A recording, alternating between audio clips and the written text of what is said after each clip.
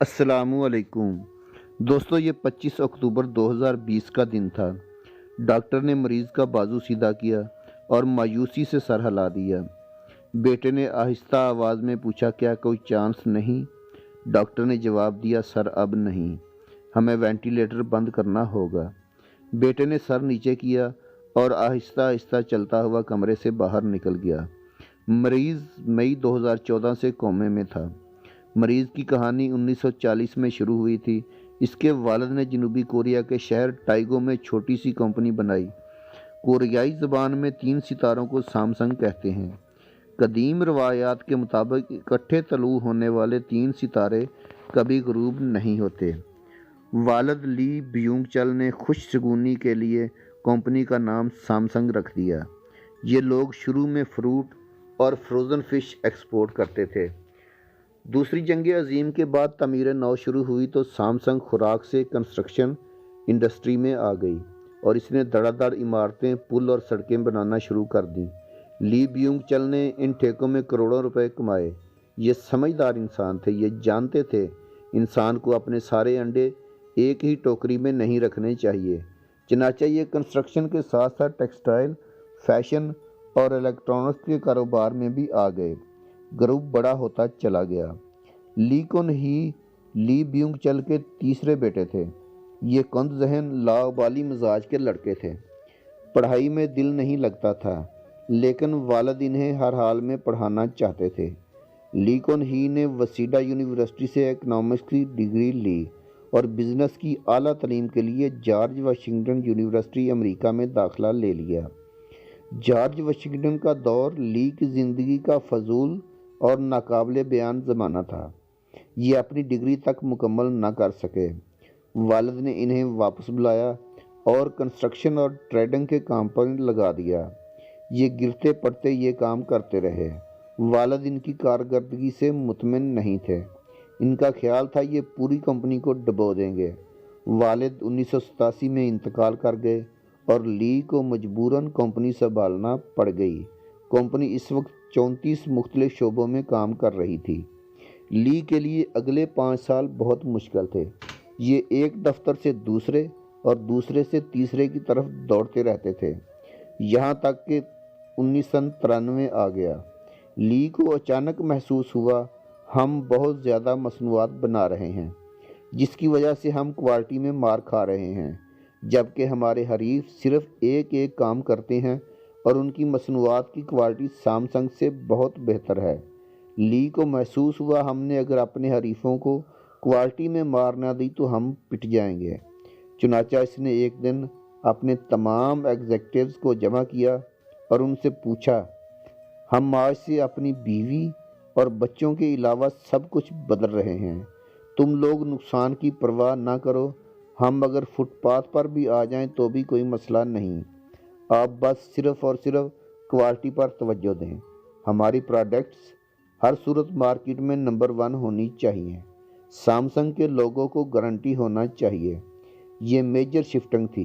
Company की इंतज़ामिया ने इन्हें संभालने की कोशिश की, लेकिन वो डटे रहे। वो हर किस्म का नुकसान बर्दाश्त करने के लिए भी तैयार थे। एग्जेक्टिव्स ने हार मान ली और तादाद की बजाय मेयार पर चले गए। शुरू के साल बहुत मुश्किल थे।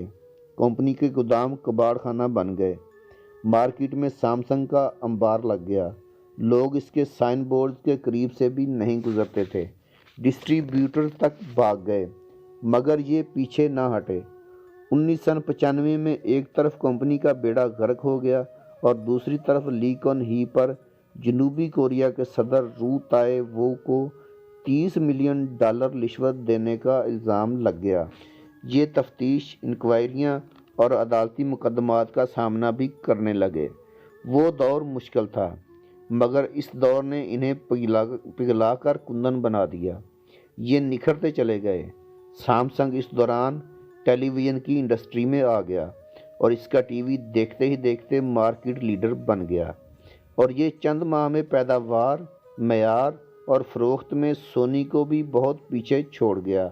यूं कंपनी 2006 में आला मयार का गारंटी कार्ड बन गई। ये हर घर तक पहुंच गई। ली कुन ही ने 1998 में اسمارٹ فونز کا یونٹ بھی لگا لیا۔ یہ یونٹ گلیکسی کہلاتا تھا۔ گلیکسی مارکیٹ میں آیا اور اس نے کشتے کے پشتے لگا دیے۔ یہ بھی دیکھتے ہی دیکھتے عالمی برانڈ بن گیا، جس کے بعد سامسنگ $350 بلین کی کمپنی بن گئی۔ لی کون ہی کو فوربس نے 2014 میں دنیا کے 100 بااثر ترین لوگوں کی لسٹ میں بھی شامل کر لیا، اور یہ کوریا کا امیر ترین شخص بھی بن گیا۔ یہ اسٹیٹ سے بھی امیر ہو گیا۔ لی کون ہی کی کامیابی کا پہلا ستون ٹیکنالوجی تھی۔ سامسنگ کا R&D بہت مضبوط ہے۔ اس نے اہل ترین سافٹ ویئر اور ہارڈ ویئر انجینئرز بھرتی کر رکھے ہیں، جس کی وجہ سے یہ گروپ پچھلے 10 برسوں سے مارکیٹ کو لیڈ کر رہا ہے۔ دوسرا، یہ گروپ معیار پر کمپرومائز نہیں کرتا۔ آپ ان کی کوئی پروڈکٹ اٹھا کر دیکھ لیں، پیکنگ سے لے کر سائز تک، آپ کو اس کا معیار حیران کر دے گا۔ اور تیسرا، لی کون ہی خرید و فروخت کا ایکسپرٹ تھا۔ یہ راستے کی ہر رکاوٹ کو خرید کر یا گرا کر آگے نکل جاتا تھا۔ یہ جنوبی کوریا کے قوانین تک بدل دیتا تھا۔ یہ اپنی مرضی کی حکومتیں بھی لے آتا تھا اور اعلیٰ عدالتوں کی جج بھی بدل دیتا تھا۔ چنانچہ یہ اسٹیٹ کے اندر ایک اسٹیٹ بن گیا، اور یہ اسٹیٹ اصل اسٹیٹ سے بھی بڑی اور مضبوط تھی۔ آپ جنوبی کوریا کی تاریخ نکال کر دیکھ لیں، آپ کو ملک کے ہر سیاسی اتار چڑھاؤ کے پیچھے سامسنگ اور لی کون ہی ملے گا۔ یہ درجنوں مرتبہ انکوائریوں، تفتیشوں اور مقدمات کا ہدف بنا۔ اس پر صدور کو رشوت دینے کے الزام بھی لگے، اور اسے سیاسی خرید و فروخت کا بیپاری بھی کہا گیا۔ 2008 میں اس پر ٹیکس چوری کے الزامات ثابت ہو گئے۔ اسے سزا بھی ہوئی، لیکن عدالت اور حکومت دونوں کو خرید لیا۔ سزا معاف ہو گئی، تاہم اسے انٹرنیشنل اولمپک کمیٹی کا عہدہ واپس کرنا پڑ گیا۔ یہ پورے کوریا میں بدنام تھا، مگر اسے کوئی ندامت، کوئی پریشانی نہیں تھی۔ یہ میدان میں ڈٹا رہتا تھا۔ یہ خود اپنے منہ سے کہتا تھا، اگر آپ دولت سے آسانیاں نہیں خرید سکتے تو پھر آپ کو دولت مند ہونے کا کوئی فائدہ نہیں۔ چنانچہ یہ سامنے موجود ہر شخص کو چند لمحوں میں خرید لیا کرتا تھا۔ اس کی یہ عادت اتنی پختہ ہو چکی تھی کہ اس نے آخر میں زندگی کو بھی خریدنے کی کوشش شروع کر دی۔ چیئرمین لی کون ہی کو 2014 میں ہارٹ اٹیک ہوا اور یہ کوما میں چلا گیا۔ اس کی وصیت کے مطابق اسے وینٹیلیٹر پر شفٹ کر دیا گیا، اور اس کے لیے نئی ادویات کی ایجاد کا کام شروع کر دیا گیا۔ سامسنگ نے درجنوں ریسرچ اداروں کو فنڈنگ کی، بڑے سے بڑے ڈاکٹر کا بندوبست کیا، اور قیمتی سے قیمتی ترین ادویات بنوائی گئیں، مگر لی کون ہی کومے سے باہر نہ آ سکا۔ اس کے بیٹے لی جائے یونگ نے کمپنی کی عنان سنبھال لی۔ یہ اپنے والد کو ایک بار اپنے پاؤں پر کھڑا دیکھنا چاہتا تھا۔ اس کی شدید خواہش تھی یہ ایک بار اپنے منہ سے بولیں، یہ اپنے ہاتھ سے کھائیں، اور ایک بار، جی ہاں ایک بار، اپنی کھلی آنکھوں سے سامسنگ کی نئی سکرین دیکھیں۔ لیکن لی جائے یونگ کی کوئی کوشش بار آور نہ ہو سکی، اور یوں 25 اکتوبر 2020 کی وہ شام آ گئی جب ڈاکٹروں نے مایوسی کا اعلان کر دیا۔ لی کون ہی کومے کے عالم میں انتقال کر گیا، اور اس کا جسم ٹھنڈا ہو رہا تھا۔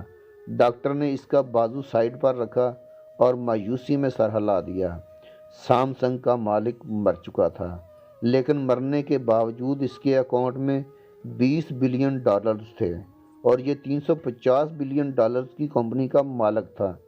مگر $350 بلین کی کمپنی اور $20 بلین کے اکاؤنٹس موت کا مقابلہ نہ کر سکے۔ مسافر 6 سال کی طویل نیند کے بعد اگلے سفر پر روانہ ہو گیا۔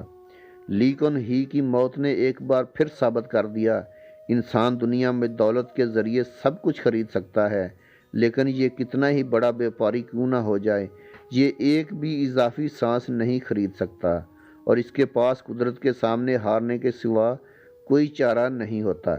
کہتے ہیں انسان اگر زندگی خرید سکتا تو ہم آج بھی نمرود اور فرعون کی خدائی میں سانس لے رہے ہوتے۔ موت وہ امر رہی ہے جس کے ذریعے اللہ لی کون ہی جیسے لوگوں کو یہ پیغام دیتا ہے، جاؤ تم جتنا بھاگ سکتے ہو بھاگ لو، لیکن تم نے آخر میں میرے پاس ہی آنا ہے۔ میں تمہیں کائنات کے کسی کونے میں چھپنے نہیں دوں گا، اور یہ چھپنے دیتا بھی نہیں۔ تاریخ انسانی خداؤں کا قبرستان ہے۔ آپ کسی دن تاریخ کے قبرستان میں جھانک کر دیکھیں، آپ کو ہر قبر میں کوئی نہ کوئی ایسا شخص لیٹا ملے گا جو خود کو ناگزیر بھی سمجھتا تھا اور ناقابل شکست بھی۔ لیکن پھر کیا ہوا؟ سن کنگ سے لے کر مون کوئن تک دنیا کے ہر ناگزیر کے لیے مٹی آخری لحاف ثابت ہوئی۔ اللہ کی اس دنیا میں لی کون ہی جیسا شخص بھی 6 سال ہسپتال میں بستر مرگ پر لیٹ کر آنکھیں نہیں کھول پاتا، اور اس سے امیر تیمور اور ہٹلر جیسا شخص بھی خالی ہاتھ واپس جاتا ہے۔ لیکن ہم اس قبرستان میں پوری زندگی میں کی آوازیں لگاتے رہتے ہیں اور ہمیں شرم بھی نہیں آتی۔ بھائی میرے، اپنی اوقات دیکھ کر بولو۔ تم کرونا کا مقابلہ تو کر نہیں سکتے، زندگی اور موت دینے والے کا کیا خاک مقابلہ کرو گے؟ مٹی کی مٹھی ہو، مٹی بن کر رہو، خدا نہ بنو، کیونکہ خدا اپنے سوا کسی کو خدا نہیں رہنے دیتا۔ اللہ حافظ۔